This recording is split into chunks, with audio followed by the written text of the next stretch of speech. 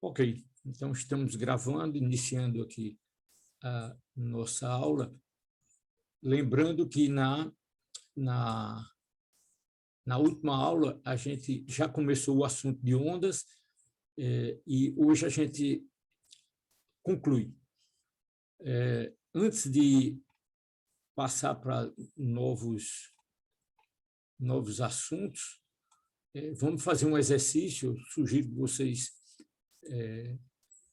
tentem rapidamente essa questão do que a gente tratou na aula passada. Então, o problema é que se você tiver uma fonte, né, imaginar um alto-falante que emite isotropicamente, e isotrópico significa simétrico em relação a todas as direções, espacialmente, angularmente simétrico. Então, você está emitindo uniformemente em todas as direções, e se você tiver uma fonte muito pequena, considera ela pontual, eu dou para você aqui a potência e pergunto qual é a intensidade. Intensidade é potência por unidade de área a 5 metros. E, em seguida, eu duplico a intensidade. Se eu boto um segundo alto-falante, eu simplesmente duplico a intensidade. Qual é a... Desculpa, vou refazer a minha frase. Explicando bem, o primeiro eu tenho uma fonte pontual, né? Ela está emitindo isotropicamente, e se eu tiver a uma distância de 5 metros, qual a intensidade que eu vou medir nesse ponto? Essa é a primeira questão. A segunda eu pego minha fonte e duplico, no sentido de que eu dobro a potência. É isso que eu quis dizer. Então, nesse mesmo ponto, essa mesma distância, qual a nova intensidade?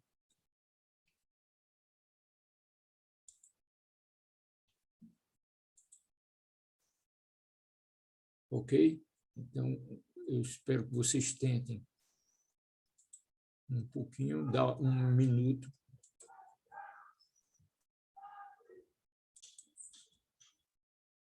Ok, então vamos lá. Nenhum feedback, então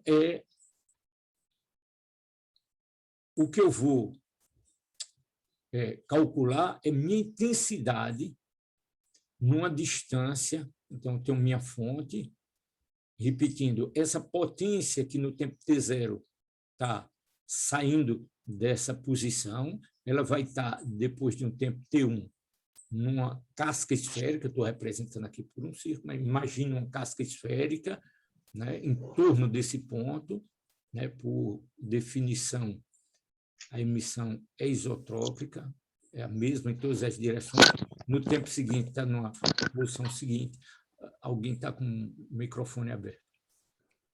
Então, minha pergunta é, para uma distância R, se eu tenho essa distância R dado, qual é a minha intensidade aqui? Ora, a intensidade, por definição, é a potência por unidade de área. Qual é a área dessa casca esférica de raio R? É 4πr2. Ok? Então, uma aplicação direta, aqui você tem uma potência de 1 miliwatts, então 10 a menos 3 watts, dividido pela área 4π, o raio é 5 metros, R ao quadrado, você faz essa conta e vai encontrar, se eu não errei as contas, 3,18 vezes 10 a menos 6 unidade de intensidade. Potência, o que é potência? É watts. Unidade de área é metro quadrado, então aproximadamente 3,2 vezes 10 a menos 6 watts por metro quadrado. Muito bem, isso é intensidade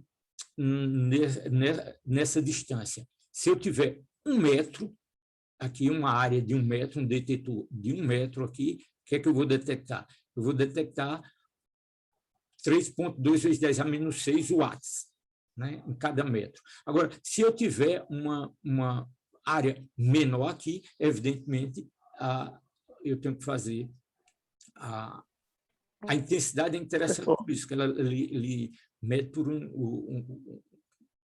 por unidade, por área, né? Então, se a área for 1 centímetro quadrado, essa intensidade é a mesma, mas a potência vai ser menor, se for 1 centímetro quadrado, num fator de 10 a 4, em relação ao metro quadrado. Ok. Outro conceito que a gente viu na aula passada é o conceito de nível de intensidade.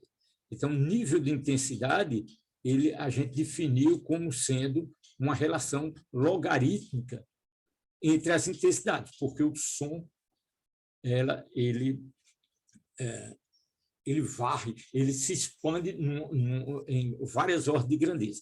Então, a gente definiu essa grandeza decibel como sendo a razão entre o log da razão entre as intensidades multiplicado por 10. Então, nesse caso aqui, qual é a minha intensidade nessa distância? Eu tenho minha intensidade nesse ponto, eu tenho que medir em relação à intensidade de referência. Se vocês lembram, na aula passada eu comentei isso aí, a intensidade de referência é 10 a menos 12 watts por metro quadrado, tá certo? Então, com essa intensidade de referência, eu fazendo essa continha aqui, 10 a menos 6, as ordens de grandeza, 10 a menos 6, 10 a menos 12, dá alguma coisa da ordem de 10 a menos 6, não, desculpe, 10 a 6, né? 10 a menos 6 dividido por 10 a menos 12, dá 10 a 6, a ordem de grandeza, vezes 10, 60. Então, a parte numérica aqui. Então, se você fizer essa conta, você vai obter que o meu nível de intensidade para essa fonte é, então, de 65 dB. Isso em relação à intensidade de referência, que convencionou-se que seja 10 a menos 12, que é o limite da audição. Muito bem. Então, qual era a outra pergunta? Tinha uma outra pergunta. Sim, se eu duplico minha intensidade, se eu coloco um segundo alto-falante de mesma potência, ou seja, se eu duplico minha intensidade, de quanto passa a ser... desculpe, vou recomeçar a minha frase. Se eu duplico a potência da minha fonte, qual a intensidade no mesmo ponto? É essa a pergunta. Então, ora, a gente calculamos aqui para a distância 5 metros, calculamos essa intensidade e esse nível de intensidade em relação a I0. Eu posso agora simplesmente dizer que minha intensidade dobrou, qual é o meu novo nível de intensidade. Ora, o meu I, eu vou dividir por I0, é 2 vezes I. Então, preste atenção aqui que eu tenho a seguinte relação. Esse cara aqui passa a ser 2i, 2i1. Então, eu tenho um log de um produto. Já calculamos I1 sobre 0, então, 2 vezes essa razão aqui, eu posso escrever da seguinte maneira: a propriedade de log é log de 2 mais, né, log de I1 sobre 2. Então, esse número aqui eu já calculei com esse número aqui. É 6,5, quando eu multiplicar por 10, vai ficar 65. Isso aqui não é beta1, não. É beta1 dividido por 10. Aqui o fator 10 está em evidência. Então, o que eu tenho aqui é o meu log de 2, que eu vou multiplicar por 10. Esse número aqui me dá 3,1. Então, toda vez que eu duplico a potência da minha fonte, tipicamente eu aumento meu nível de intensidade de 3 dB. Tá certo? Então, tinha 65, passa a ser 68. Razoável isso? Está claro para todo mundo? Se não, pergunte. Por que eu trouxe esse exemplo aqui? Porque é interessante. Primeiro, porque é uma conta direta do conceito de intensidade, aplicar diretamente a definição de nível de intensidade, e nesse segundo problema aqui, chamar a atenção do fator logarítmico da medida do nível de intensidade.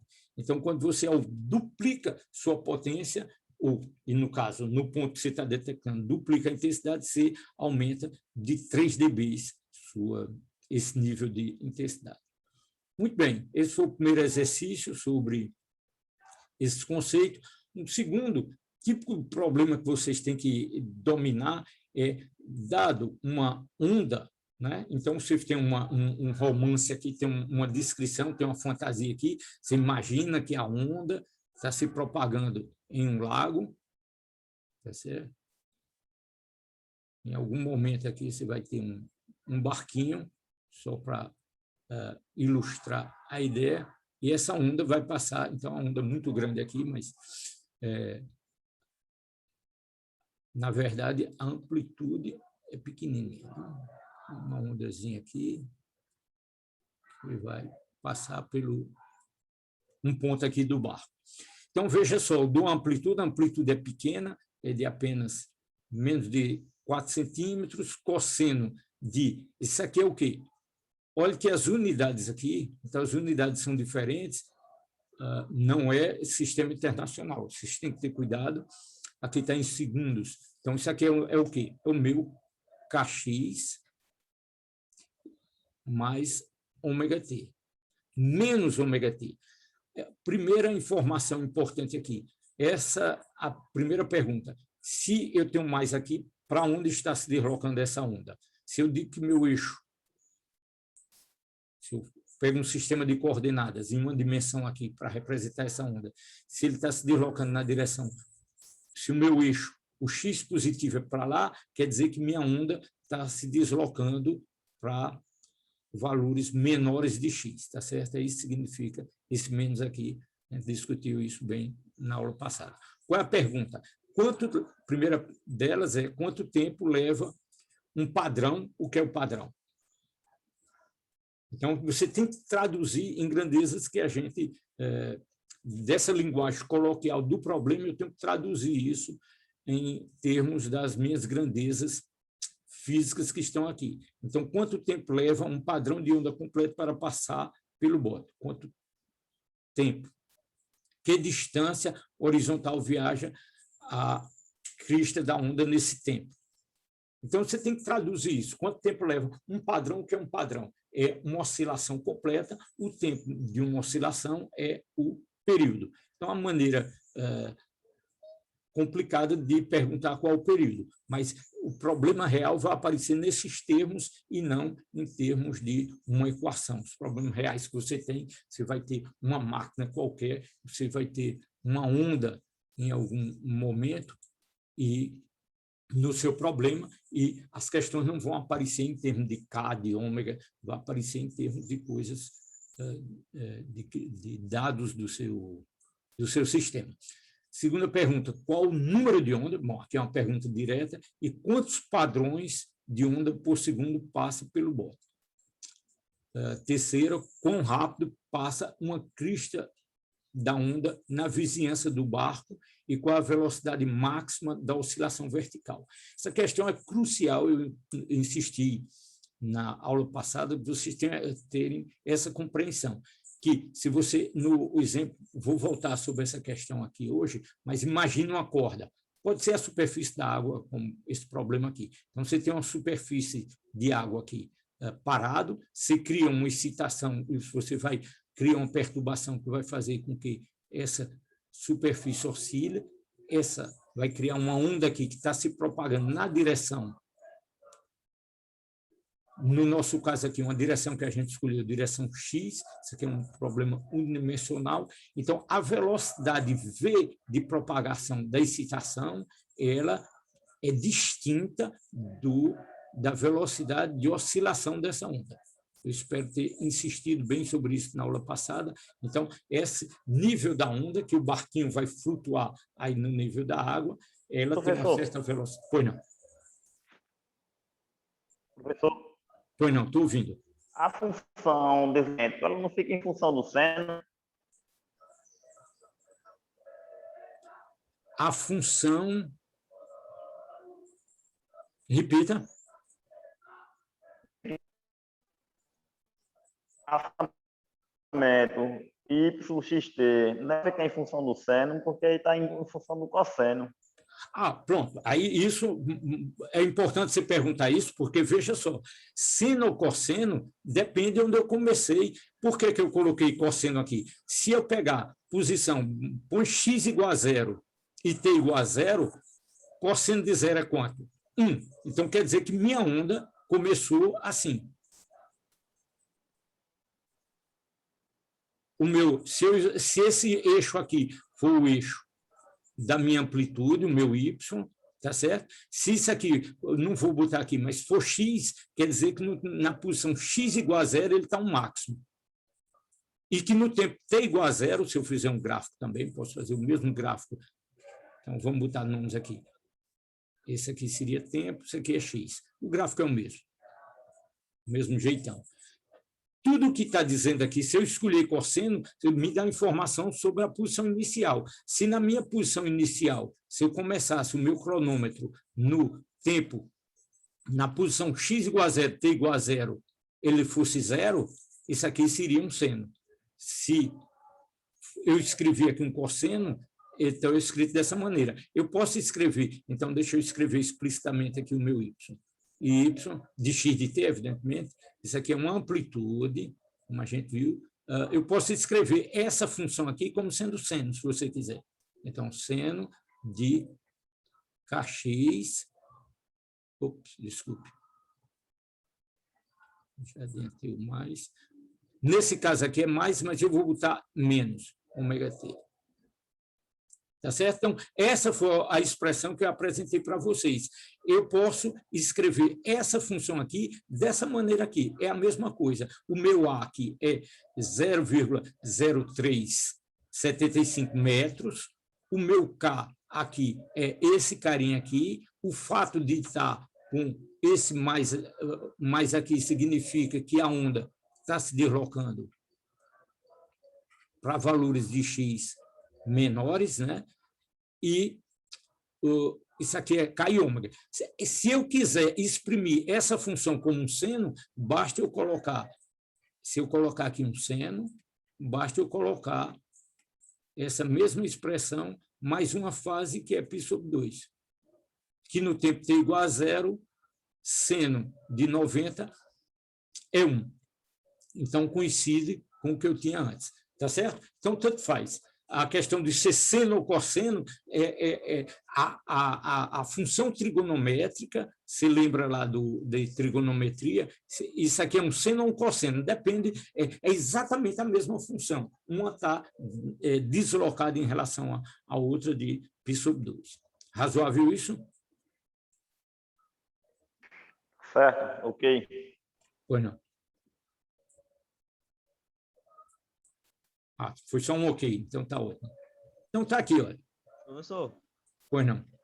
o senhor explicou, mas eu não entendi muito bem acerca do deslocamento, porque a função, quando a onda está deslocando para o lado positivo do x, a frequência angular tem um sinal negativo, não é isso? E como aí... Você pode entender dessa maneira, mas eu não quero colocar... Pronto, onde é que faz sentido? Então, deixa eu escrever de outra maneira. Vamos lá, muito bom. Então, vamos lá. Eu tenho um seno, pode ser cosseno, não importa. Você está discutindo sobre o sinal. Então, vamos botar aqui, kx mais ou menos ômega t. Vamos pegar o ômega, o menos ômega t, que esse caso aqui está se deslocando para a direita, tá certo? Então, deixa eu reescrever isso aqui, lembrando que a gente fez na aula passada, eu vou escrever isso aqui como sendo, quem é K? Eu posso escrever K é V é ômega sobre K. Lembra dessa expressão? Ou, Sim. se vocês quiserem, não é útil aqui, mas é lambda sobre o período. Ou lambda ni, onde ni é 1 sobre t. Ou, se vocês preferirem, em geral, vocês preferem usar a frequência F. Não importa. Tá certo? Então, eu tenho todas as expressões, vocês têm que ganhar familiaridade com isso. Então, se você lembra que a gente obteve isso aqui, que V é ômega K, tá certo isso? Tá. Então, o meu ômega, quem é meu ômega? É KV. Então, vou substituir aqui bem devagarzinho. Então, fica aqui KX, e o meu ômega é KV. Então, fica KVT. Tá certo? Está todo mundo aqui, está todo mundo de acordo? Eu vou reescrever isso aqui da seguinte maneira. Seno de K, vou botar o K em evidência, que ele está aqui, e fica aqui minha função x menos VT. Tranquilo? Tranquilo. Então, aqui é mais fácil de interpretar. Isso é uma função do tipo x menos VT, e isso a gente discutiu, eu espero ter convencido vocês que uma onda que uma função cujo argumento, pode ser qualquer função, cujo argumento seja do tipo x menos VT, é alguma coisa que está se propagando para a direita. Como é que deixa eu repetir o argumento. Se eu tenho aqui, ó, tá aqui o meu eixo x, tá certo? Então, se eu tenho um sinal aqui qualquer, pode ser um pulso, pode ser uma parte do seno, não importa. Se esse ponto vai estar aqui, ele estava aqui num x, sei lá, x igual a 3 aqui. Aí, no instante seguinte, esse pico aqui está, sei lá, em x igual a 9.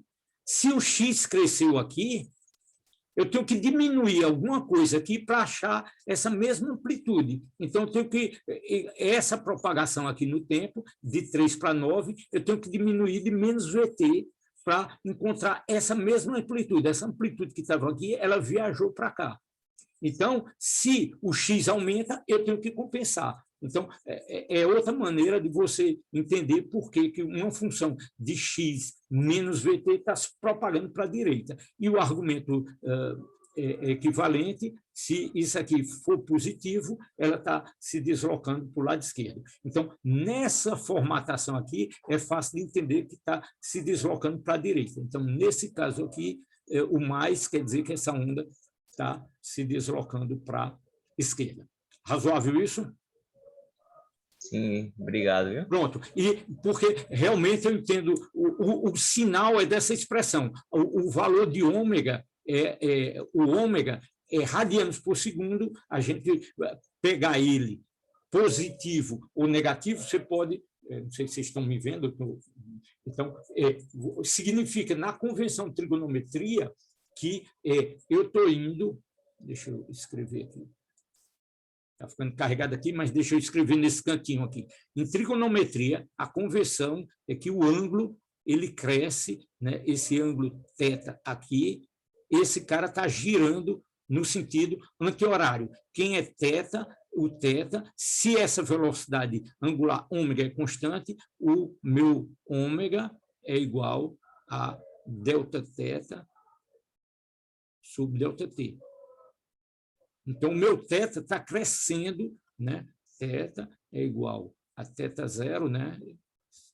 θ0 igual a 0, vai para saindo da origem, então θ é igual a ômega-t, cresce linearmente. Então, essa fase aqui está crescendo linearmente com o tempo, nessa convenção. Não está girando aqui para a esquerda, corresponde que você está pegando uma componente X ou Y aqui, ela está oscilando com uma determinada fase.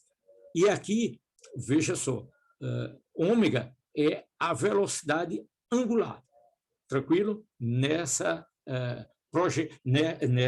representação aqui trigonométrica, que quando eu pegar uma componente, isso é uma projeção desse vetorzinho, ou no eixo X, ou no eixo Y. Razoável? Muito bem, então, resolvendo nosso problema, o que é que a gente quer? O tempo que o padrão passa. O tempo que o padrão passa nada mais é do que o período. Então, na verdade, se a gente tem uma expressão, antes de fazer o cálculo numérico, Larissa, desligue seu microfone. Segundo.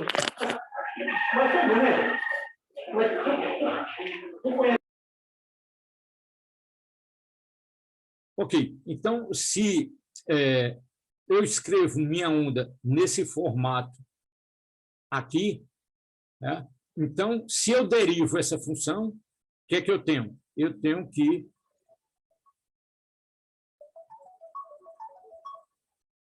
minha velocidade, a derivada do cosseno é menos seno, eu derivo essa função aqui, tem a regra da cadeia, então estou derivando em relação ao tempo que eu quero a velocidade, o ômega sai, então fico a ômega seno dessa expressão aqui, ok?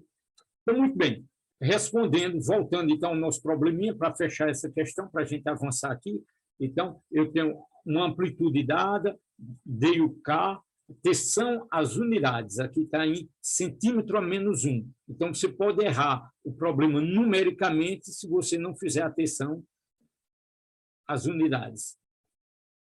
Então, unidade de... Então, eu tenho que calcular o meu período. O período é 2π sobre ômega. O ômega é dado. O ômega estava em radiando. Então, ômega aqui, se eu identifico o meu ômega aqui, quem que é o meu ômega? Ômega igual a 5,4 segundo a menos 1, radiano por segundo. Radiano é o número, então fica segundo a menos 1. Então, 2π dividido por 5,4 é uma conta, isso aqui é um cálculo direto, eu calculo o período, né? Então, isso é um problema absolutamente direto, né? Só para a gente se familiarizar com as grandezas. Lambda é 2π sobre K, então o K, quem é o K? Atenção aqui, esse cara aqui está em centímetros, então o lambda eu vou obter aqui também em centímetros, quando eu fizer a transformação de centímetro para metro, 1 centímetro é 10 a menos 2 metros, isso aqui dá, arredondando aqui, 0,14 metros. Esse é o meu lambda, então eu tenho o meu período, o meu comprimento de onda, o padrão temporal, ele viaja com cada padrão, ele se desloca, ele passa pelo mesmo ponto durante esse tempo, 1,16 segundos, o comprimento de onda 0,14 metros, e isso são informações sobre a minha propagação no eixo do X. Outra coisa, bom, essa é uma questão, eu volto para essa questão depois. Outra questão, bom, o K direto aqui, o K é 0,45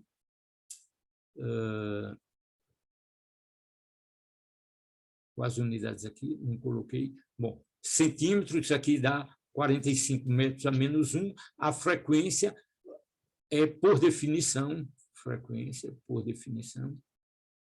igual 1 sobre, o inverso do período, ou seja, o número de ondas que passa por unidade de tempo. Então, releiam o problema e o cálculo vai lhe dar 0,86 Hz, unidade de frequência, é ciclo por segundo, ou seja, ciclo por segundo é Hertz. Muito bem. Então, tinha uma outra pergunta. Sim, a velocidade de propagação. Esse ponto é importante aqui, que eu queria fazer um exemplo prático para insistir nesse ponto. Então, a velocidade com que minha excitação está viajando, né? No caso aqui desse problema, está se deslocando para a esquerda, né? Para X negativo, ela se desloca com que velocidade? Ora, tem várias maneiras de calcular isso, né? Já escrevi mais acima, é ômega sobre K, eu tenho esses valores numéricos, então eu escolho o que eu quiser, eu posso escrever lambda ni, então calcular numericamente que minha velocidade é 0,12 metros por segundo. Então, isso aqui é o cálculo numérico, mas o importante é você entender que essa é a velocidade de propagação da excitação. Não tem nada a ver com o deslocamento da minha onda. Ô, professor. Pois não. Professor. Pois não, estou ouvindo. Olha, essa velocidade de propagação, ela é a derivada da fase em função do tempo, não é isso? Isso. Ou seja... Pronto, aí sempre... Aí no caso... Aí, um momentinho. Aí quando for a velocidade transversal... Tá certo. Então, aí como seria? Como seria? É isso que eu vou tentar lhe explicar agora. Veja só. Você concorda que esse deslocamento transversal, que a sua corda, a sua onda de água, qualquer que seja a sua excitação, ele está se deslocando nessa direção aqui perpendicular, tá certo? Essa amplitude está se deslocando aqui. Então, eu posso ter, eu comentei isso na aula passada, eu posso ter duas ondas idênticas, por exemplo, numa corda ou na água, não importa, que pode ter a mesma frequência, tá certo? Duas ondas idênticas, mas essa tem uma amplitude maior do que essa aqui. Então, essa aqui, a vermelhinha, ela precisa de uma velocidade menor. Claro que essa velocidade é variável, mas ela está máximo quando y é igual a zero, aí vai aqui, chegou aqui, ela é zero aqui e diminui, mas essa inverte, né? Diminui, inverte, aumenta e fica oscilando aqui. Essa aqui, para fazer essa trajetória aqui no mesmo período, para voltar a essa posição aqui, essa velocidade desse ponto aqui tem que ser maior, para ela atingir uma altura maior. Então, eu espero que, qualitativamente, vocês concordem que essa velocidade transversa é maior no azul do que no vermelho. E ambas estão se deslocando com a mesma velocidade, a velocidade da onda é dada por esse produto. Tá certo? Lambda sobre T, por exemplo. Então, muito bem. Como é que eu calculo essa velocidade do movimento transverso aqui? Foi isso que eu escrevi lá no início. Professor, pois não.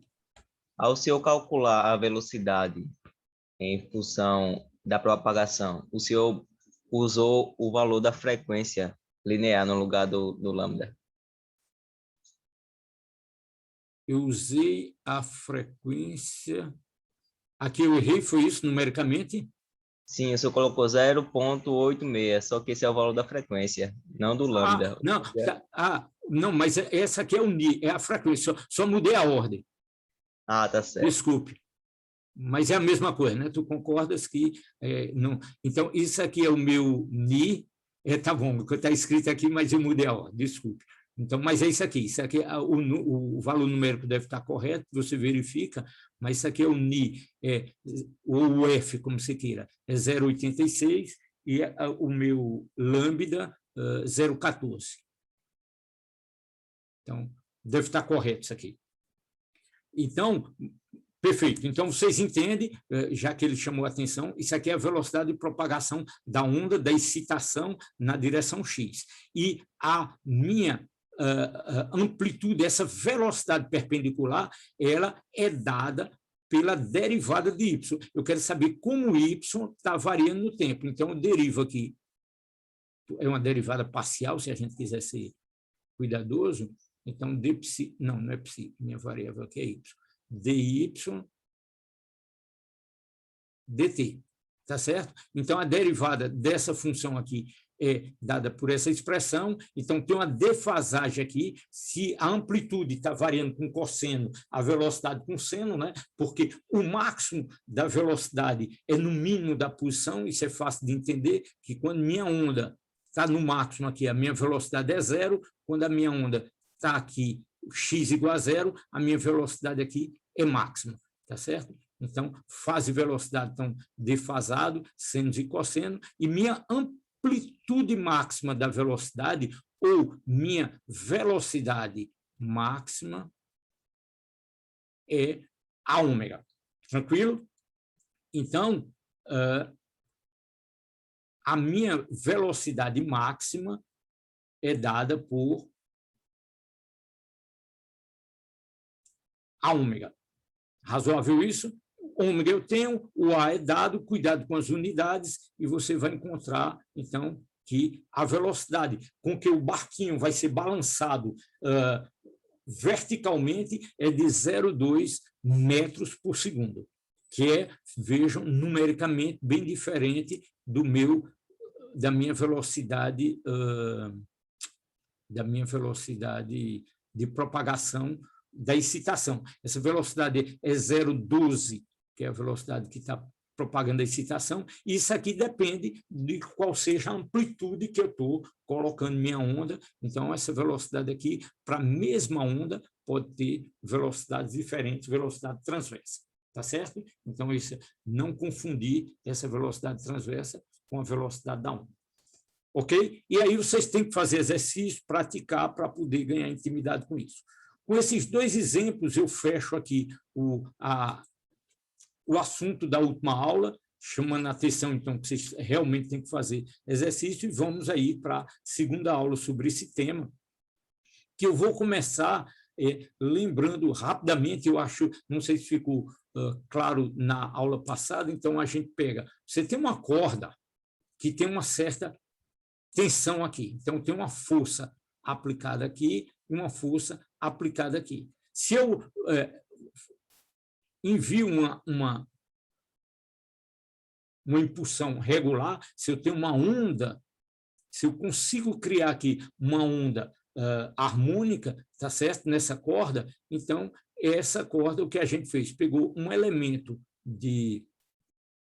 dessa corda, um elemento dx aqui, e calculou, aplicou a lei de Newton aqui. Lembrando como é que a gente fez isso? Nós pegamos essa força, a tração é a mesma na corda, então a força desse lado é igual à força desse outro, o que muda é o ângulo ligeiramente. Então, se esse ângulo aqui é θ, esse ângulo aqui é θ mais um certo Δθ.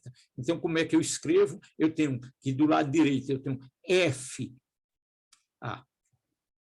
né? Era F seno de θ mais Δθ, menos a força do lado esquerdo, estou pegando a componente x, porque a componente y a gente está desprezando nessa aproximação de que a primeira correção do cosseno de θ, quando você fizer uma expansão de cosseno de θ, não sei, vocês talvez não estejam acostumados com essa linguagem de Fourier, mas a primeira correção seria quadrado de θ. Então, um termo quadrático para pequenos ângulos, esse termo aqui se torna muito pequeno, então a primeira aproximação, isso aqui é igual a 1, as componentes na direção x se iguala, então eu estou olhando a componente x, onde a primeira aproximação de seno de θ está invertido aqui, é θ. Então, nessa aproximação, essa expressão aqui, f de seno de θ mais θ menos F seno de θ, isso aqui é a força líquida, é igual a MA, eu volto já sobre essa expressão aqui. Então, se eu estou tratando com pequenos ângulos, seno de θ é aproximadamente igual ao próprio ângulo, então o argumento aqui, esse ângulo aqui é θ mais Δθ, seno de θ eu aproximo por θ, então vou cortar aqui Fθ menos Fθ, o que é que sobrou? F Δθ, F Δθ. É esse termo que está aqui. Então, vamos para o lado direito aqui. Então, se eu tenho essa aqui do lado esquerdo, é a minha força líquida, então, a força líquida é igual a MA, lei de Newton.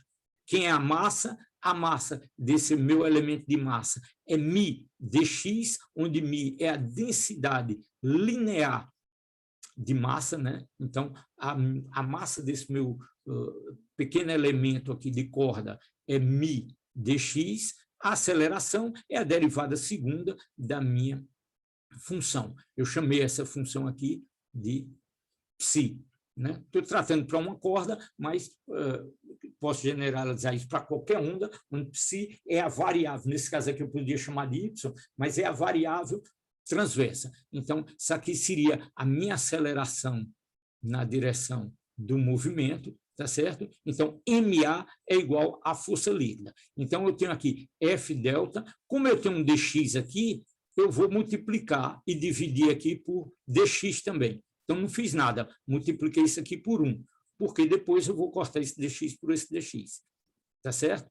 E aí sobrou o quê? Sobrou, se eu corto esse dx com esse dx, sobrou Δθ sobre dx. Lembre-se que esse Δθ aqui não é fixo, porque esse ângulo aqui está mudando. Eu vou andando aqui na corda e esse ângulo está mudando. Então, esse ângulo, outra aproximação que eu posso fazer aqui, para pequenos ângulos, é aproximar θ por tangente de θ. Né? Então, vamos lá, puxa.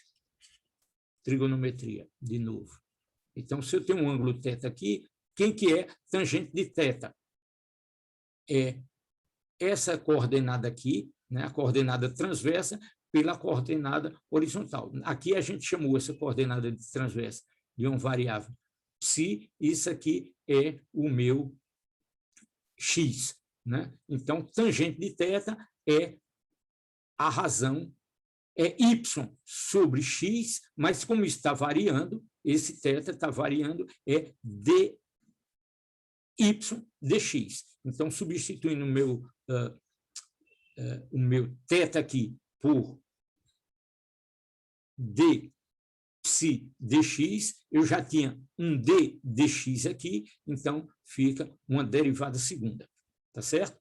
Ou seja, eu rapidamente identifico isso aqui como sendo uma equação de onda, derivada segunda em relação...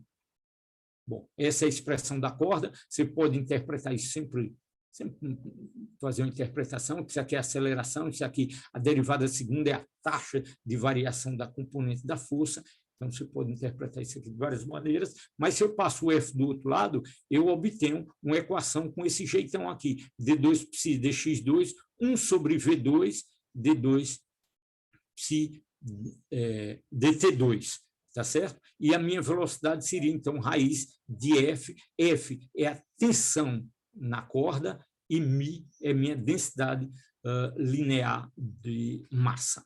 Ok? Então, estou repetindo o que a gente obteve na aula passada, talvez um pouco mais rápido, e a solução, não vou obter essa solução aqui, mas vou afirmar que essa função aqui é solução, e vocês podem, exercício, verificar, está aqui, olha, indicados os passos, você vai derivar uma vez em relação a x, duas vezes em relação a x, e vai obter, então, que essa função aqui é solução dessa equação de onda. Então, verifiquem isso, derivando duas vezes em relação ao tempo, duas vezes em relação à posição, você vai encontrar que é solução se ômega, se você disser que V2 é igual a ômega 2 sobre K2. Tá certo? Então, se você usa essa relação entre V, ômega e K, você, então, obtém essa relação aqui. Lembrando-se que, no nosso caso de uma corda, então, para cada sistema físico, essa velocidade da onda, ela está relacionada a essas grandezas,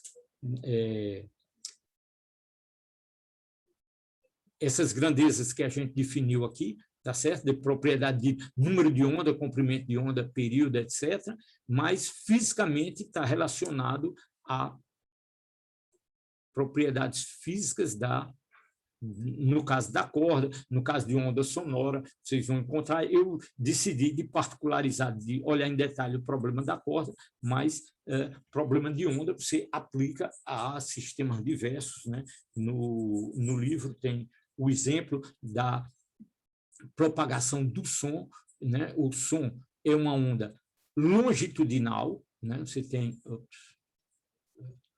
Só lembrando aqui, o som, você pode pegar, por exemplo, uma membrana, fazer ela vibrar, ela vai aumentar a densidade das moléculas nessa região aqui, então essa excitação vai viajar, vai deixar regiões de alta pressão, baixa pressão, alta pressão, baixa pressão, alta pressão, baixa pressão, e, em média, o deslocamento das partículas aqui, você pode definir uma variável S, e cuidado que essa amplitude aqui de S, ela é a amplitude da minha onda e vai ter uma velocidade também de vibração aqui, e você vai ter, então, a propagação que vai ocorrer na mesma direção da oscilação da minha grandeza física.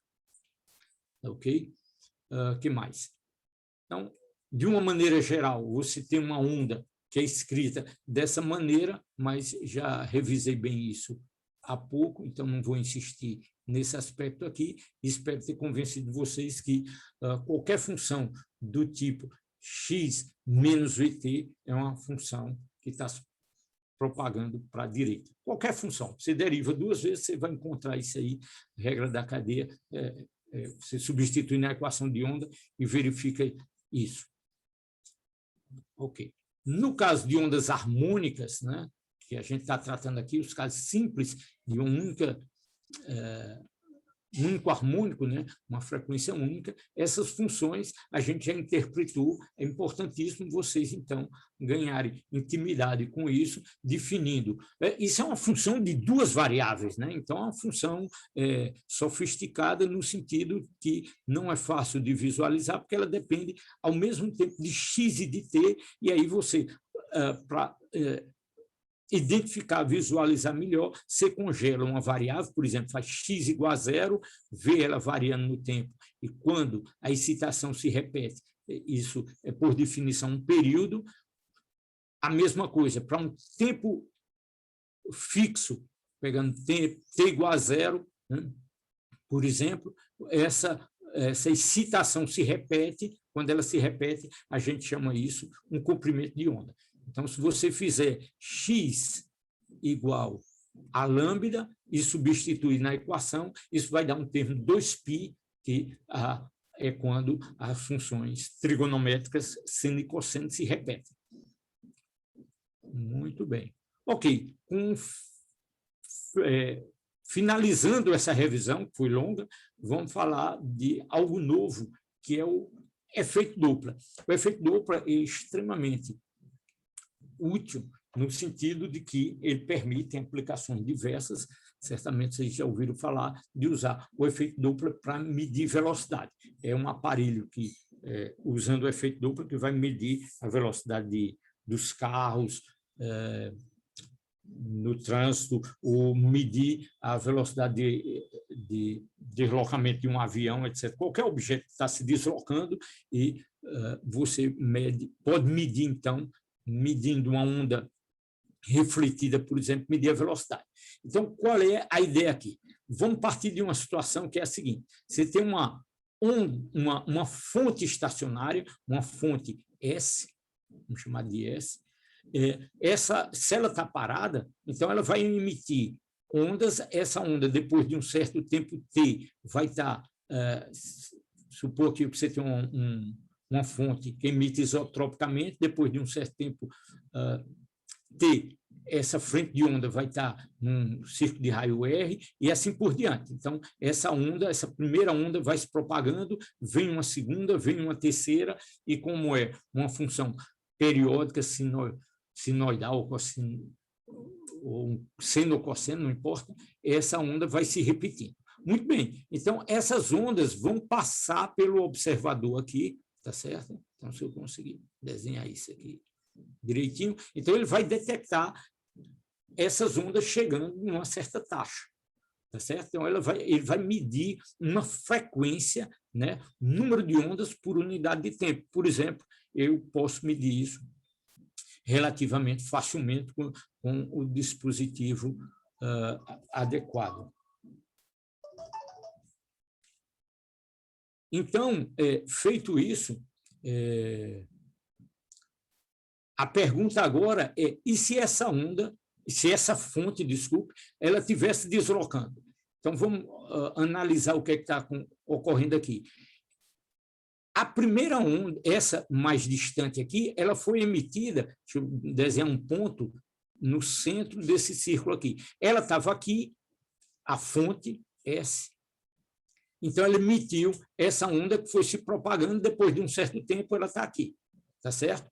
Agora, minha fonte andou para cá, ela está se deslocando para a direita com velocidade, eu vou chamar de U, tá certo? Então, no tempo seguinte, T seguinte, ela emitiu essa segunda onda. No tempo seguinte, ela emite essa onda aqui. Então, o que é que você vai ver? Vai vendo que, como a fonte está andando para a direita, as frentes de onda aqui vão se acumulando. Então, o meu observador, que vai estar aqui, o que é que ele vai ver? Ele vai ver que o comprimento de onda que está chegando aqui é menor, tá certo? Então, quem é esse comprimento de onda que o meu observador vai medir? É um comprimento de onda que vai estar reduzido de quanto? É um que eu chamei aqui de lambda linha, vai ser lambda menos a velocidade de deslocamento da minha fonte. Então, o que ele vai medir era o lambda anterior encurtado desse valor aqui. U, que é a velocidade da fonte, U é a velocidade da fonte. Chamei de U para não confundir com V, que é a velocidade de propagação da onda. Essa velocidade de propagação da onda, uma vez que ela saiu da fonte, ela só depende do meio. Então, V não muda. Quem muda é o comprimento de onda, como eu espero que essa ilustração aqui esteja clara. Então, meu comprimento de onda, lambda linha, claramente está reduzido, e está reduzido de quanto? Cada lambda ocorre em um período, e nesse período, quanto andou a fonte? U. Então, o T é o que vai diminuir o meu comprimento de onda. Se isso está claro, então, outra maneira de escrever essa mesma expressão aqui, T, por definição, está relacionado com o inverso da frequência, né? Número de oscilações por unidade de tempo. Então, eu posso, essa expressão, eu estou reescrevendo dessa maneira, e aí está aqui a mesma expressão, passando para a página seguinte. Então, se todo mundo está convencido que lambda linha é lambda menos U sobre F, ou sobre N, como queiram, eu posso calcular agora a nova frequência medida pelo observador. Então, com a nova frequência medida pelo observador, vai ser uma frequência que eu vou chamar de F'. Então, F' está relacionado com lambda linha pela velocidade. Então, V, né, propagação da onda, é quem? É lambda linha, F'. Tá certo? A velocidade, ela depende apenas do meio, né? Uma vez que a onda saiu, a velocidade que ela se propaga, repito, depende apenas do meio que ela está se propagando. Então, agora é um problema de uma questão de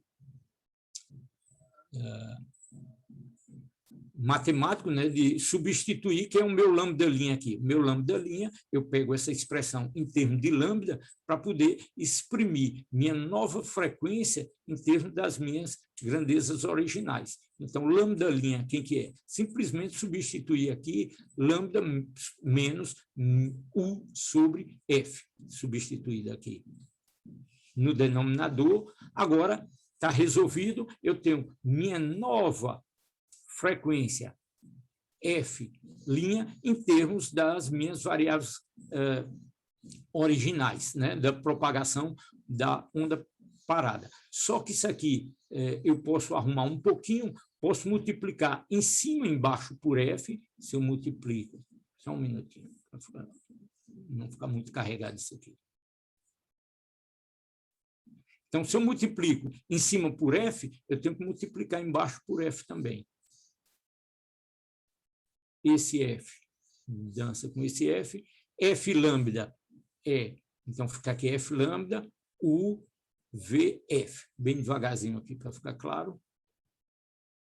Então, daqui para cá, o que é que eu tenho? Eu tenho VF, botei o meu F em evidência, ficou aqui V, lambda F, que é o meu lambda F. É o meu V. Então, ficou V aqui, menos U. Então, como é que ficou essa expressão? F que multiplica V menos U.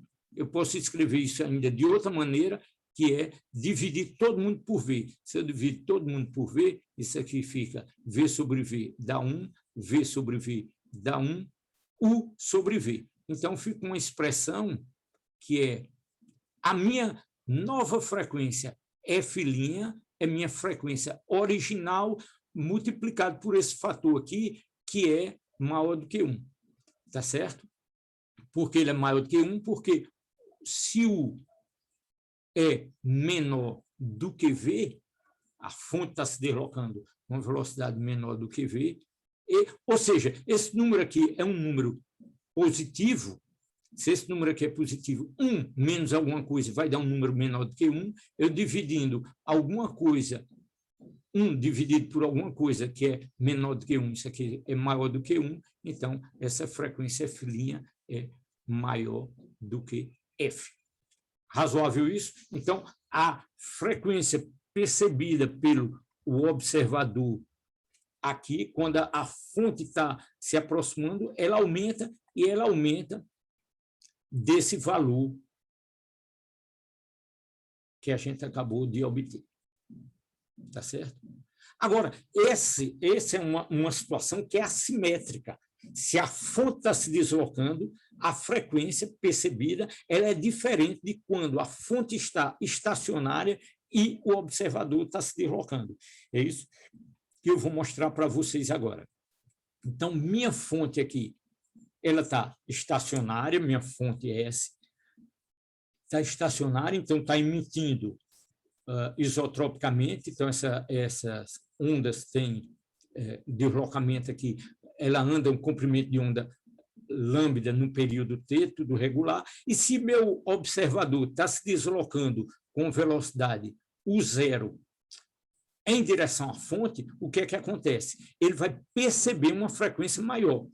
Ele vai encontrar, se ele está paradinho, ele vai cruzar com essa frente de onda num momento, depois com essa, que elas vão chegando. Se ele se adianta, então ele vai cruzar antes com essa daqui, antes com essa, ele vai antecipando, ele vai aumentar a taxa com que ele encontra a frente de onda. Então, essa frente de onda, essa frequência é o quê? F lambda, sempre repetindo, isso é igual a V. Então, se a velocidade V depende apenas do meio, essa nova frequência, eu estou andando com velocidade U0, eu vou substituir minha velocidade por uma velocidade maior, que eu encontro as ondas com uma taxa maior. Então, a minha velocidade relativa é dada por essa soma aqui, então meu F' vai ser U0 mais V dividido por lambda. Ok? Então, agora é só escrever F' em termos das minhas grandezas originais em termos de F. Aqui, qual é a ideia? Aqui eu substituo lambda por... Quem é lambda? U0 mais V. O meu lambda, quem que é? Eu vou buscar aqui. É V sobre F. Então, se é V sobre F, eu escrevo V e o meu F eu escrevo aqui. Vai para cima. Pronto, é o que está escrito aqui. Então, eu tenho U0 mais V sobre V, F. Pronto, está resolvido. Eu tenho F' em termos de F, tenho esse fator aqui, que eu posso melhorar um pouquinho para obter, para fazer uma análise mais direta. Eu divido todo mundo aqui por V, fica, então, U0 sobre V mais V sobre V dá 1. Então, fica F, 1 mais U0 sobre V. Então, essa frequência F', ela efetivamente está aumentada, porque você tem 1 mais um número positivo aqui. Então, minha frequência F' é maior. Mas veja que o fator de correção aqui, ele é diferente do que a gente obteve na situação em que é a fonte que está se deslocando. Resumo, está aqui. Eu não mencionei, mas deixa eu voltar aqui. Eu devia ter mencionado em cada situação. Evidentemente, se a minha fonte estiver se afastando do meu observador, esse comprimento de onda aqui, né, no caso, se eu botar o meu observador aqui desse lado,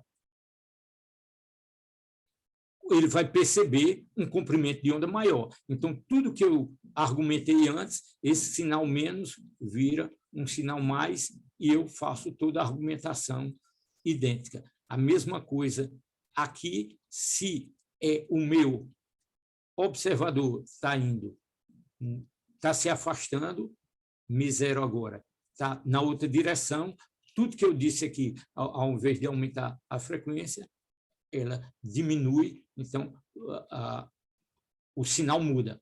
Então, resumindo aqui, eu tenho que, se o movimento é da fonte, a expressão é dada por essa relação aqui, de F' em relação a F, onde o sinal mais é quando ele estiver se afastando, como a gente viu na última situação, ou menos se estiver aproximando, e se o movimento for do observador, a expressão da nova frequência F' é dada por essa relação aí. Ok? Então, se a frequência aumenta quando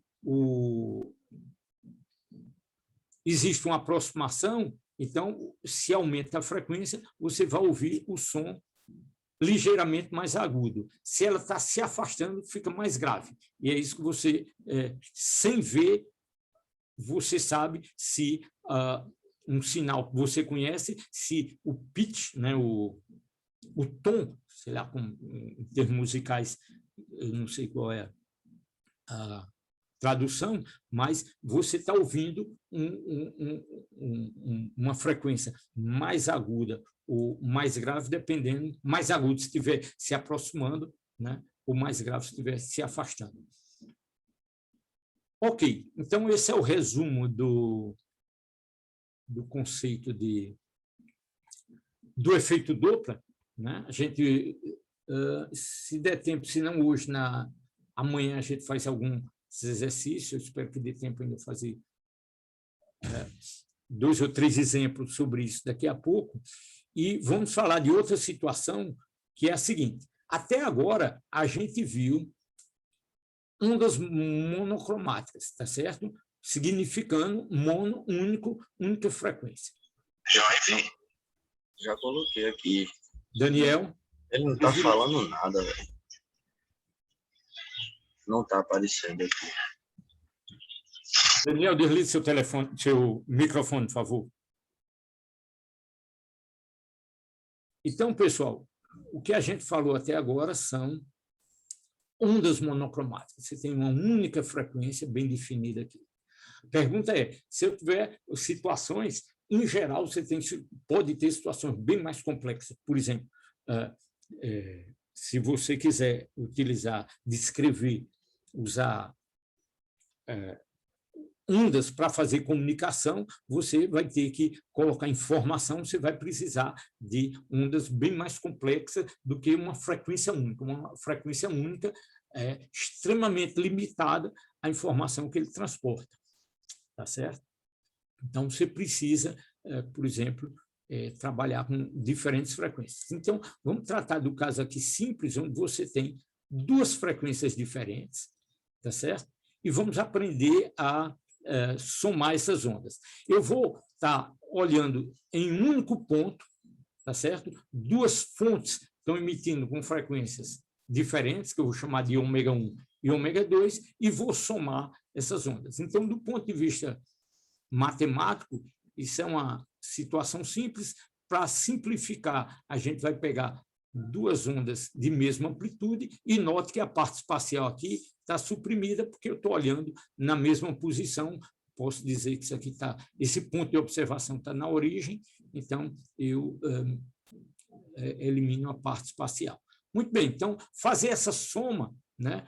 Se a amplitude é a mesma, então eu tenho A cosseno de ômega 1 T mais cosseno de ômega 2T, e isso aqui é o quê? É um problema de uma soma de, sei lá, cosseno A mais cosseno B, θ1 mais θ2. Então, você vai lá das propriedades trigonométricas desse tipo de soma, você pode transformar isso aqui num produto, tá certo? E esse produto é cosseno de A mais B sobre 2 vezes cosseno de A menos B sobre 2. Tá ok?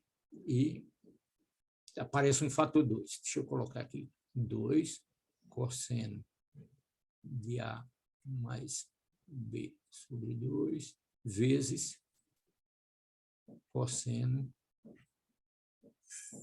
de A menos B sobre 2.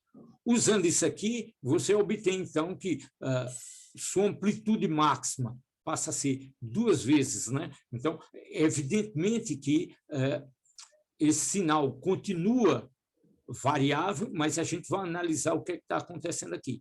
Então, a amplitude máxima é 2 vezes a amplitude original máxima, e você tem, então, um produto de um cosseno de ômega 1 mais ômega 2 sobre 2 e outro termo, ômega 1 menos ômega 2 sobre 2. Vamos tratar uma situação aqui interessante, que tem aplicações interessantes, que é quando as duas frequências são próximas, ômega 1 próximo de ômega 2. É a situação que ocorre quando você quer, por exemplo, ajustar um instrumento musical. Né? Você tem um padrão de frequência lá, você bota ele para oscilar e você vai procurar um batimento, né, entre a frequência do seu diapasão, de sua referência, com o do seu instrumento. Então, o que é que você vai observar? Você vai observar que, se essas duas frequências estão próximas, sei lá, você quer ajustar, o seu diapasão está regulado para uma frequência de 400 Hz, uma frequência acústica. E você vai ajustando, então, se o seu aparelho tiver 398, então vai existir uma diferença tal que vai aparecer, então, um termo aqui, que é a diferença, esses números são próximos, o ômega 1 é próximo do ômega 2, essa diferença aqui é pequena. E essa soma aqui é a média, tá certo? Então, você tem uma frequência que é muito maior do que essa aqui. Então, a curva que representa esse produto é o quê? É uma função cosseno que oscila lentamente, com a diferença das duas frequências, tá certo? E esse aqui com a soma, a média, tá certo? Então, oscila muito mais rápido. Ok, então, eu chamo, então, essa frequência lenta de envelope, é esse pacote que está aqui, ela está oscilando assim, mas veja só, a frequência que me interessa agora, esse fator 2 eu vou desprezar, esse batimento, porque esse, em meio comprimento de onda, como essa amplitude aqui está oscilando entre esses valores máximos aqui, então, esse pacote vai se repetir aqui. Então, em meio período aqui, quando a fase gira 2π, você tem um comprimento de onda, mas aqui, simplesmente, você tem a metade do período, você já repete o pacote. Então, a frequência que me interessa aqui é a metade. Então, é apenas o batimento que eu vou observar é de ômega 1 menos ômega 2. Então, esse fator 2 aqui desaparece. Por quê? Porque eu não quero um período completo, eu quero metade, que é quando esse pacote se repete. Razoável isso? Então, a frequência percebida é a frequência de cada pacote. Então, quando você estiver alinhando, ou estiver afinando o seu instrumento, a frequência de batimento vai estar na diferença entre a frequência da sua referência e a frequência do seu instrumento.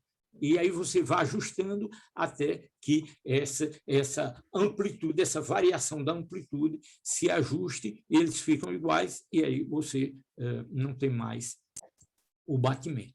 Tá ok? E, evidentemente, tem uma frequência rápida, que é a frequência de ômega 1, ômega 2 sobre 2, se no exemplo que a gente deu, sei lá, 400 e 398, a frequência média está muito próxima da frequência de cada um deles. Ok, então, isso é um exemplo, né? A gente vai ter que fazer exercício, vai ter que aprender a lidar com isso fazendo exercício, mas essa é a ideia básica de você somar frequências diferentes. E a gente, nesse curso aqui, nesse nível aqui, vai estar tratando de casos em que essas frequências são próximas, em que você tem, então, um batimento muito mais lento do que a frequência média. Outra situação de somar ondas, onde você vai somar ondas, é quando você tem agora ondas espacialmente separadas. Então, no caso do tempo, eu peguei a mesma posição e somei duas frequências com frequências temporais diferentes. Aqui eu vou, então, gerar duas fontes. Então, o truque experimental que eu faço é pegar uma fonte aqui muito distante, então vou gerar uma onda.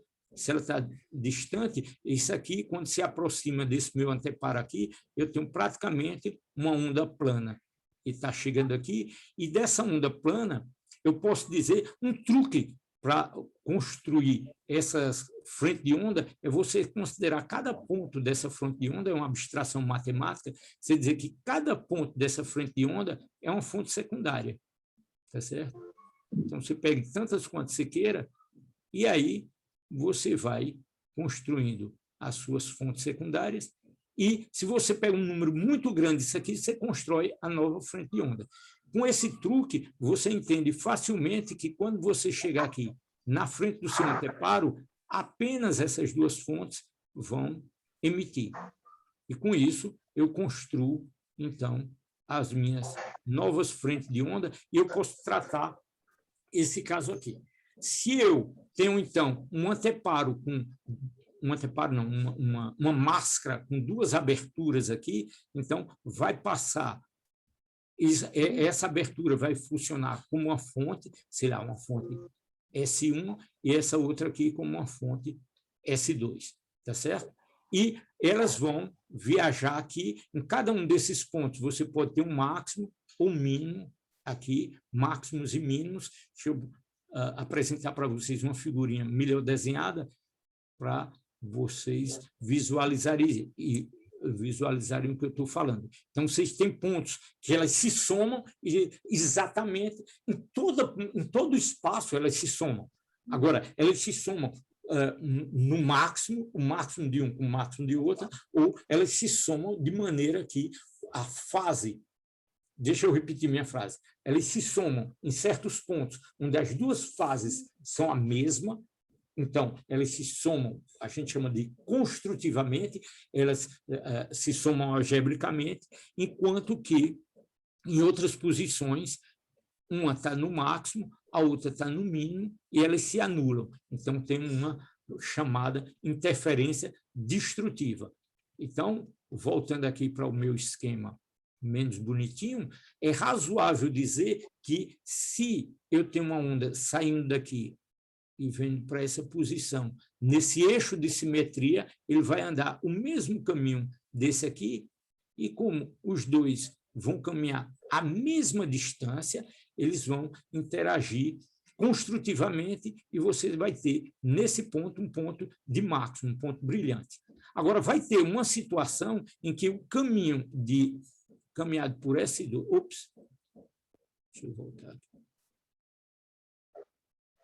De S2, que vem para esse ponto, não consigo desenhar direito, mas é nesse mínimo aqui, e S1 vem para a mesma posição, essa defasagem aqui, se dá um mínimo, é porque existe o caminho L1 e L2 estão defasados de meio comprimento de onda, tá certo? A diferença desses dois caminhos aqui é zero, né? A diferença dos dois caminhos, L1, por construção geométrica, L1 nessa posição aqui, nessa posição, L1 é igual a L2, mas nessa primeira posição aqui, de mínimo, no primeiro mínimo que aparecer aqui, L2 é meio comprimento de onda maior do que L1.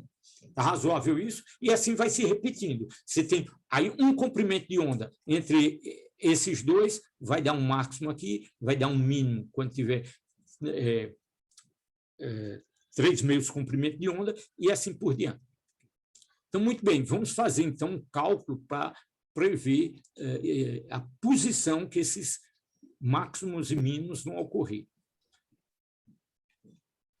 A ideia matemática é o seguinte, eu supor, então eu tenho minha fonte, refiz minha figurinha aqui, onde minhas fontes estão relativamente próximas, essa distância, eu vou chamar aqui de D, a separação entre minhas fontes, elas estão relativamente próximas comparado a essa distância aqui do meu anteparo, vou chamar de D grande, por exemplo.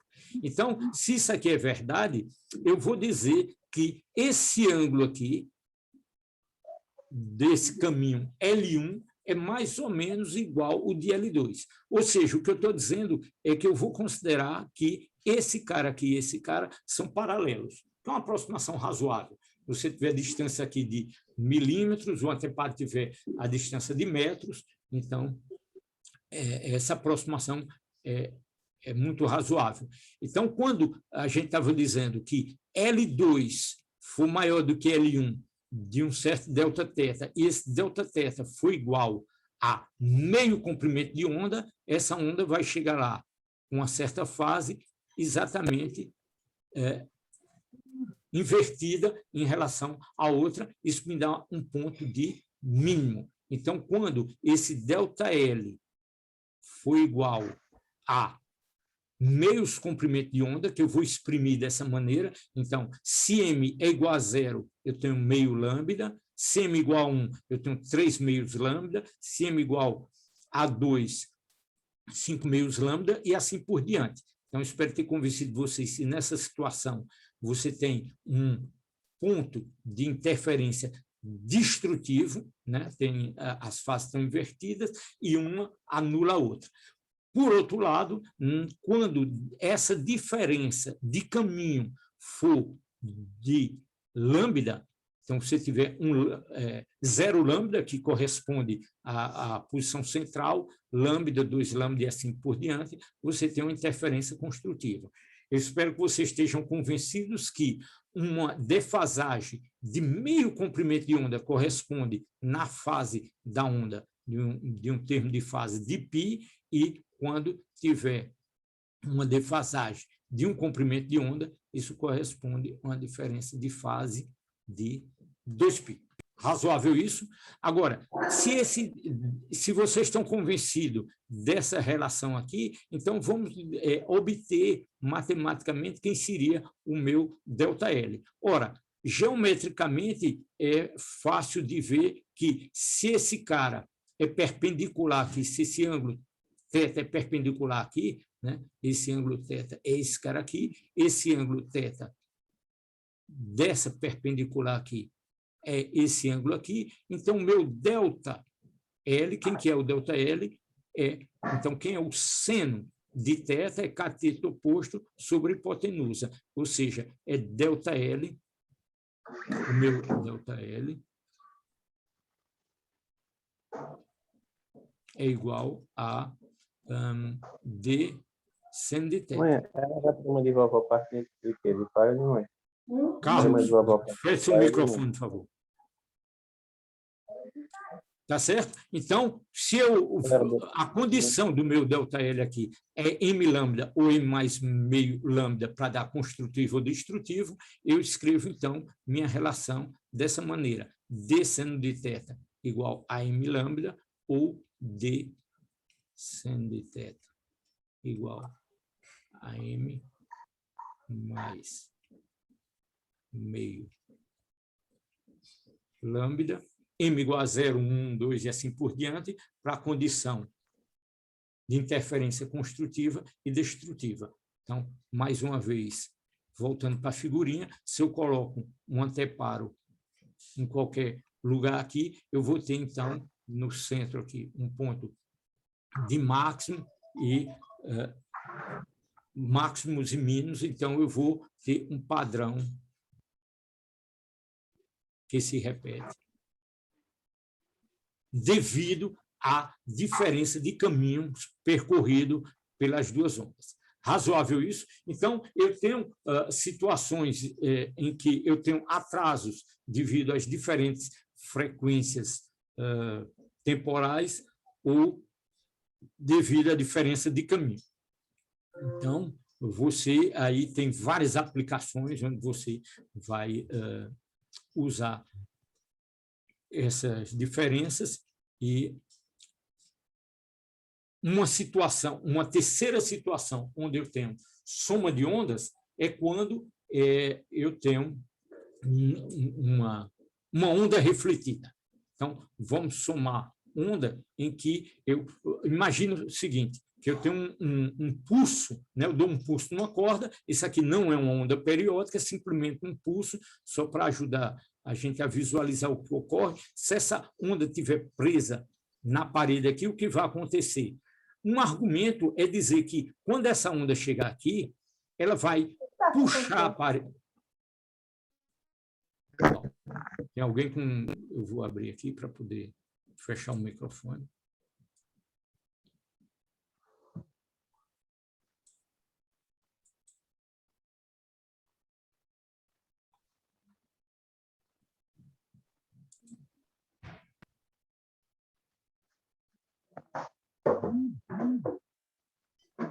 É Carlos que está com o microfone aberto. Se ele estiver prestando atenção no curso, fecha o...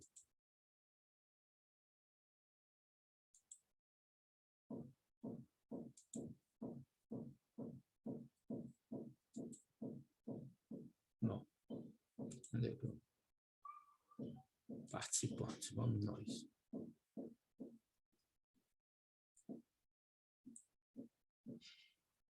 Agora é Adlon. Então, peço a vocês que tenham, prestem atenção de manter os microfones.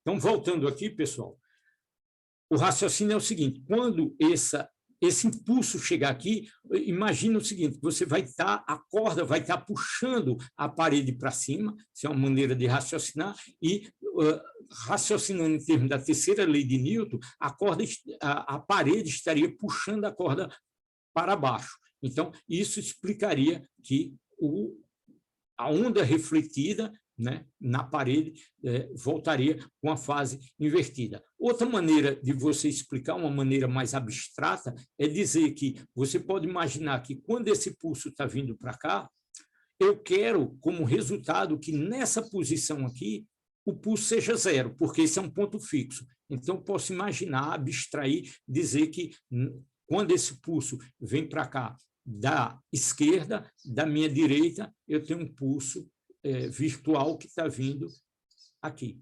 Então, se eles estão à mesma distância, eles vão chegar nesse ponto aqui, ao mesmo tempo, vão se anular.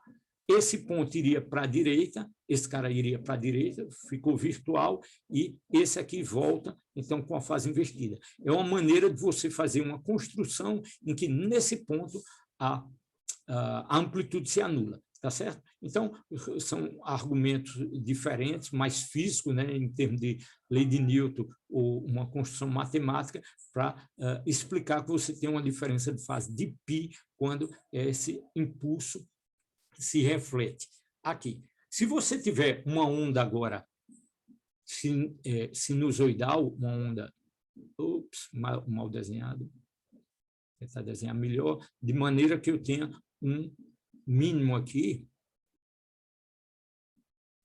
Então, essa onda aqui se reflete dessa maneira aqui, de maneira que você constrói uma onda estacionária aqui. Matematicamente, eu quero somar uma onda que se propaga para a direita com a onda que se propaga para a esquerda. Vou supor que a amplitude é a mesma, as frequências são as mesmas, tá certo? E, novamente, usando trigonometria, cosseno de A mais B, tá certo? Eu vou desenvolver isso aqui, vou obter uma expressão desse tipo, em que eu tenha a parte... Exercício, façam isso, tá certo?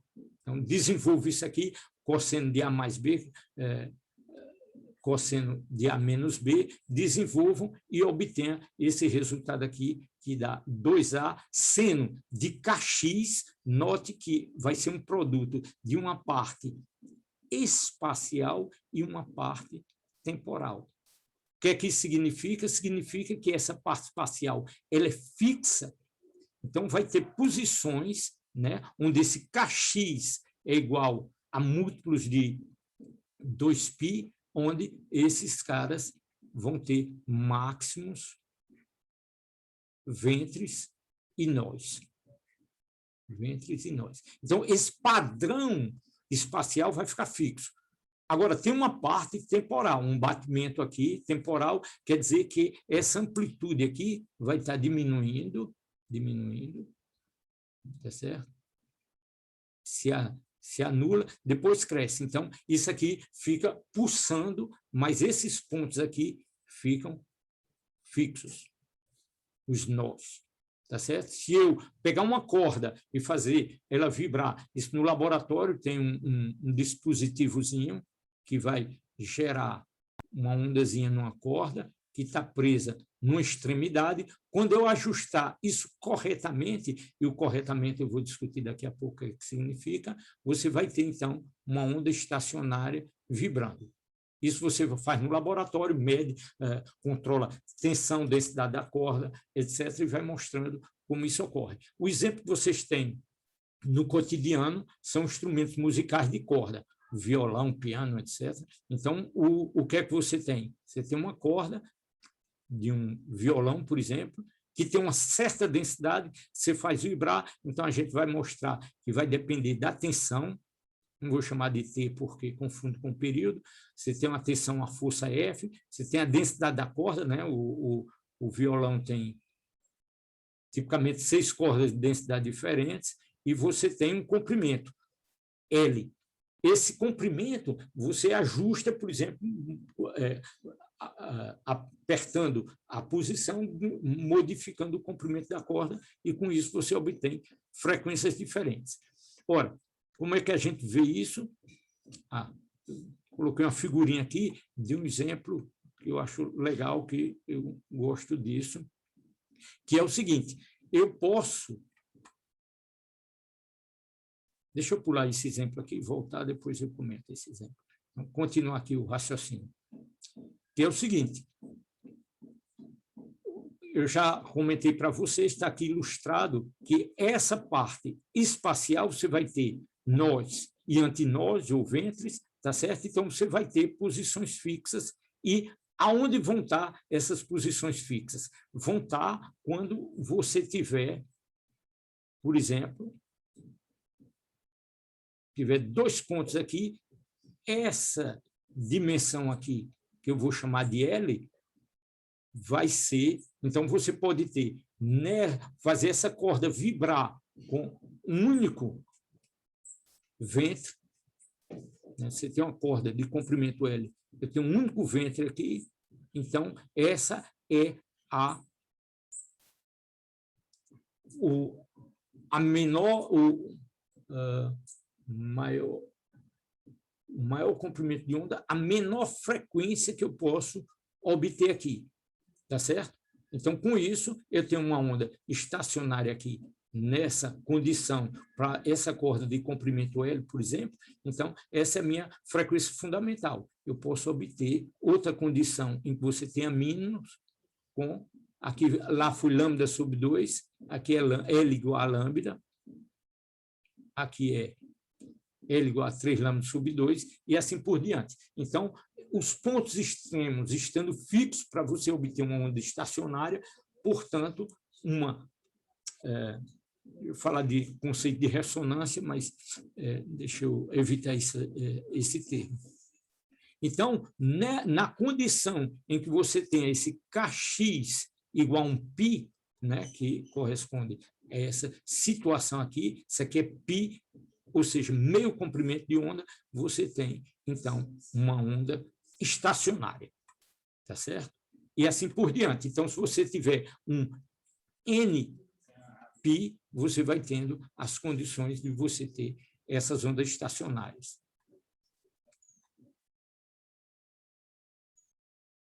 Então, muito bem. Aí o que eu comecei a dizer é que se esse L, o fundamental, a menor frequência que eu obtenho é quando L for igual a lambda sobre 2, então eu tenho que, reescrevendo isso, eu tenho que lambda é igual a 2L, ou seja, que a frequência é V sobre 2L. Tá certo? A frequência é V sobre lambda. Nesse caso aqui, a minha condição é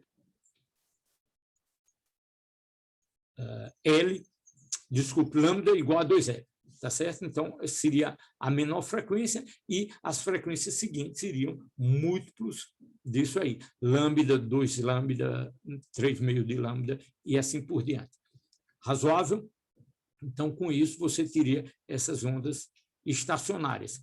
Isso numa corda de um piano, de um violino, etc. Ou você pode ter a situação equivalente em uma onda sonora. Então, imagine que você tem um tubo que está fechado dos dois lados, eu posso fazer uma excitação nessa membrana aqui, fazer isso aqui vibrar, de maneira que essa onda que se propaga aqui, ela vai estar nesse tubo de comprimento igual a lambda, por exemplo. Mas eu posso ter uma situação de maior frequência, onde o lambda... Desculpe, menor frequência, né? Quanto maior o comprimento de onda, menor a frequência. Essa é a frequência fundamental desse tubo aqui. Se eu vibrar essa superfície aqui, eu vou criar uma onda sonora. Quando eu tiver a frequência que casa exatamente meio comprimento de onda igual o comprimento desse tubo, então você tem uma onda estacionária. E com isso eu construo instrumentos musicais. Instrumentos musicais, eles, em geral, pode ter um dos lados aberto ou os dois abertos. Então, o raciocínio aqui é o seguinte, é que se você tiver um lado aberto, esse desenho está muito mal feito aqui, posso tentar repetir aqui, então você tem o seu tubo. Ops. Desculpa. Vou repetir. Então, seu tubo está aqui. Então, a condição de você ter uma onda estacionária é que nessa parede fixa aqui você tem um mínimo. Então, vou tentar desenhar aqui. O que é que eu tenho aqui? Eu tenho 1/4 de comprimento de onda. Razoável isso? Então, isso aqui é meio comprimento de onda, isso aqui é 1/4 de comprimento de onda. Então, um tubo aberto, um instrumento musical com um tubo aberto, a minha frequência fundamental, ela está relacionada com 1/4 de comprimento de onda. Então, o L seria o comprimento de onda seria 4 vezes L, tá certo? Meio comprimento de onda está aqui, isso aqui é 1/4 de comprimento de onda, então L igual a lambda sobre 4. O que, se eu usar essa relação F, V sobre lambda, me leva à minha frequência fundamental, se eu tiver uma abertura de V sobre 4L. O modo seguinte, né? A linguagem é que você tem modos, frequências, modos de oscilação. O seguinte seria, então, 3/4, né? Você tem 1/4, você pode 3/4. Você tem aqui, então, um comprimento de onda até aqui, mais 1/4 aqui, faz 3/4. Então, essa seria outra condição, você tem um mínimo aqui, um máximo na abertura, então, essa seria outra frequência, a frequência seguinte, e aí você vai se construindo a N frequências com múltiplos desse tipo. Outra situação, você tem aqui um tubo com uma abertura, você tem um tubo com 2 aberturas. No tubo com 2 aberturas, então você tem 2 máximos nessas aberturas aqui, então você teria aqui, o que é isso aqui? Meio comprimento de onda, né? Então, vai daqui até aqui, esse é meio comprimento de onda, ela continuaria para fazer um comprimento de onda, seria mais outra quantidade disso. Então, a condição, nesse caso aqui, ao invés de ser da frequência, ao invés de ser V sobre 4L, seria V sobre 2L. E está aqui uma ilustração, eu trouxe para vocês uma ilustração mais bonitinha, que seria aqui, então, um instrumento musical. Aqui, simplesmente, é o detalhe técnico da excitação da onda, tá certo? mas o fato, a minha cavidade de interesse é esse aqui, aberto aqui. Aqui eu tenho a excitação, estou criando um máximo de excitação. Aqui, está certo? Então, isso aqui é uma cavidade aberta. Então, isso aqui é o quê? A frequência é V sobre 2L. Está certo? F1, F2, F3. Ok. Eu posso rapidamente fazer um exemplo aqui para fixar. No fim da aula, a gente pode fazer mais exercícios amanhã. Tá certo? Então, vamos lá. Rapidamente. Então, você tem a velocidade do som, ela é dada. Então, veja só, aí você disse, olha, a velocidade do som é quanto? Depende. Se você está falando de instrumento musical, você tem que ter, dependendo das condições do local, de pressão, de temperatura, etc., você pode ter variações na velocidade do som, e se você quiser fazer medidas precisas, ajustar o instrumento musical, é importante você ter o valor da velocidade do som medida no local. Então, numa certa sala, num certo anfiteatro, sei lá, numa catedral, etc., essa frequência, se ela foi medida como sendo 345 metros por segundo, então a pergunta é, se você tiver um órgão com tubos fechados e você tem um tubo que emite a 220 Hz, tem uma frequência de emissão de 220 Hz, qual o comprimento de tubo? Se ele for fechado. E se o tubo for aberto? Então, é um exercício direto, tá certo? Lembrando aqui que para um tubo fechado, espero ter convencido vocês, né, que o máximo está desse lado, o mínimo está desse outro. Isso aqui, então, cabe 1/4 de comprimento de onda e a frequência fundamental é dado por esse valor. Se isso aqui é a frequência fundamental, 200 Hz, então eu simplesmente calculo diretamente aqui o valor de L, né? L vem para cá, F desce para cá, então L que dá esse modo fundamental, essa frequência fundamental, é V, a velocidade do som, dividido por 4, F1, frequência fundamental. Então, numericamente, isso aqui dá aproximadamente 0,4 metros. Então, um tubo que emitiria essa frequência teria 0,392 metros. Se o tubo fosse aberto, o fator ali, ao invés de 4, é 2, então a frequência fundamental seria V sobre 2L, o que me leva a um comprimento de tubo, dado por essa expressão aqui, tem um fator 2 em relação a esse resultado anterior. Tá ok? 15 minutos, deixa eu vou fazer o seguinte, pense nesse seguinte problema, a gente resolve isso amanhã, que eu acho que no fim da aula, eu posso falar aqui, mencionar rapidamente, e vocês tentam pensar nisso entre hoje e amanhã. Você tem uma fonte, né, uma sirene que está parada em relação ao observador. Então, se a frequência que essa sirene emite é 300 Hz e a velocidade do som, vamos tomar nesse espaço aberto, 340 metros por segundo, então eu quero saber qual o comprimento de onda associado a essa frequência. Direto, né? Se está parado, é um cálculo direto. Se a sirene se move com 30 metros por segundo, que corresponde, né? Numa prova, por exemplo, eu daria para vocês esse valor aqui, 108 km por hora, se física 1, sabe?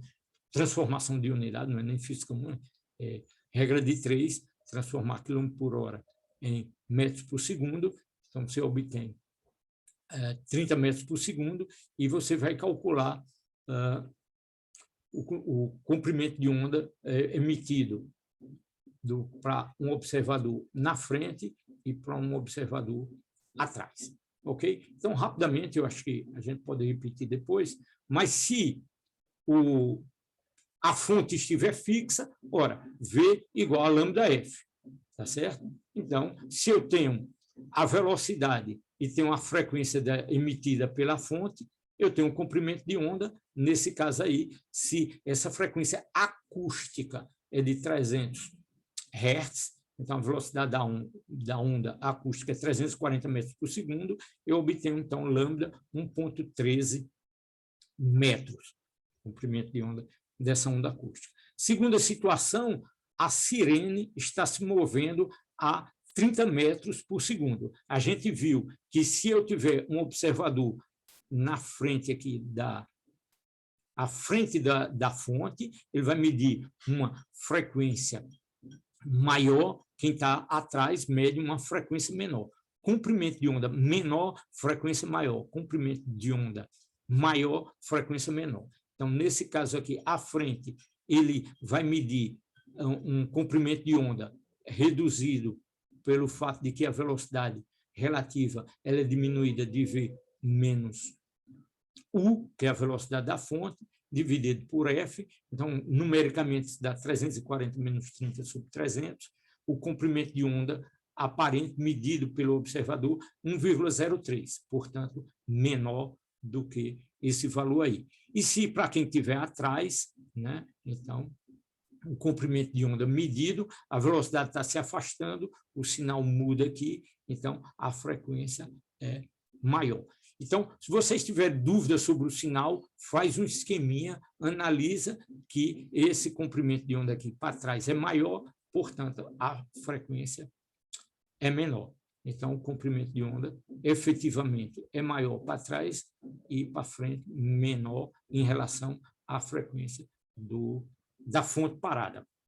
A outra situação é você estar com sua fonte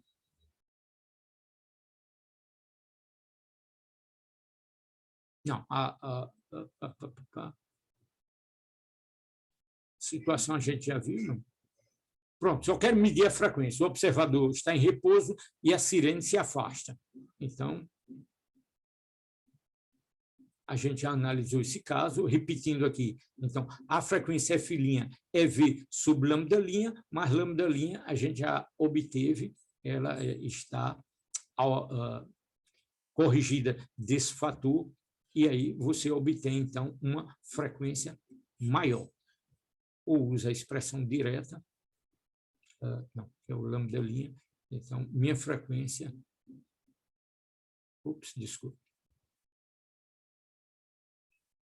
É dada por essa expressão aí, numericamente. Ou seja, são 3 probleminhas onde eu trouxe aí, diferentes situações em que você tem um movimento relativo da fonte em relação ao observador. Agora, você tem a fonte em repouso e o observador se afastando. Presta atenção, a questão não é se ele está do lado esquerdo, direito. Eu trouxe essa figurinha exatamente por isso, para chamar a atenção que é o movimento relativo que é importante, se eu estou me aproximando ou me afastando da fonte. Então, numericamente, nesse caso aí, eu estou me afastando, se eu estou me afastando, o comprimento de onda, sempre raciocinando em termos do comprimento de onda, ajuda, né? Se você tem uma fonte aqui, e você está se afastando, você vai vendo uma taxa cada vez, um comprimento de onda cada vez maior. Então, o lambda' é maior, quer dizer que a frequência é menor. Então, lambda' é maior, frequência menor. Então, numericamente, você vai calcular a sua nova frequência. Ok? Então, aplicações diretas, vocês tentam fazer problemas com situações mais sofisticadas, são praticamente 10 horas, eu vou parar por aqui e amanhã, então, com isso a gente fecha o assunto, era isso que a gente queria apresentar para vocês e fazer exercícios